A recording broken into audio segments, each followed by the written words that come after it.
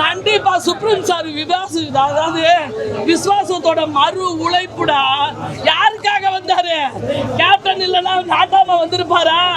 தன்னோட கேப்டனுக்காக விசுவாசிக்கடா. நாங்களா சாவர வரைக்கும் கேப்டனை நினைச்சேதான் நாங்க வாழ்வோம். அதுக்கு உதாரணம் தான் எங்க நாட்டாம வந்தது. சூப்பரா படிக்கிறாரு. அதாவது சூப்பரா மாப்பிள்ளையா வந்து அதாவது அலங்க மலங்க அடிச்சிருக்காங்க. படம் எந்த இடத்துலயுமே லாகி கிடையாது. ஒரு கிராமத்து சப்பச்சத்துல ஒரு 12 ஊரை காப்பாத்துற தெய்வமா வந்து நம்ம சுப்ரீம் சார் வந்து நடிச்சிருக்காரு. இவர் வந்து பாண்டி வந்து அவரோட மாப்பிள்ளையா நடிச்சிருக்காரு. படம் வெற்றி பெற நல்வாழ்த்துக்கள். Super super. கண்டிப்பா இங்க இல்லைனாலும் மதுரையில எல்லாம் நாங்க இப்ப எல்லா இடத்துலயும் ஓட்டிக்குவோம். என்னப்பா பஞ்சு டைலாக்.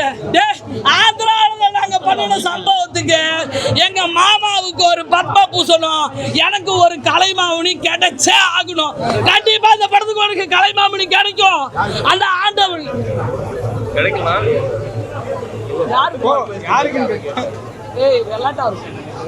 கண்டிப்பா என் பையன் சமூக பாண்டியனுக்கு கலைமாமணி விருது அந்த அண்ணாமலையார் அருளால உனக்கு கிடைக்கும்டா.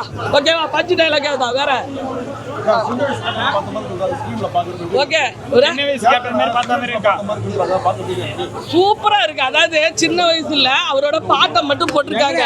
ஓகேவா? கண்டிப்பா ஒரு தவறு செய்தால் அதை தெரிந்து செய்தால் அவன் தேவன் என்றாலும் விட மாட்டேன் அப்படின்னு அந்த பாட்டோட எம்ஜிஆர் பாட்டோட ஆரம்பிச்சு ஐயா தோற ஐயா தோற நீ விசுவாசத்தை காட்டிட்ட ஐயா தோற அப்படின்னு அவரு விசுவாசத்தை காட்டிட்டாரு. அதுக்கப்புறம் எங்க ஊரு சாமி மேல 8 நடந்து 8 வச்சு வராரு.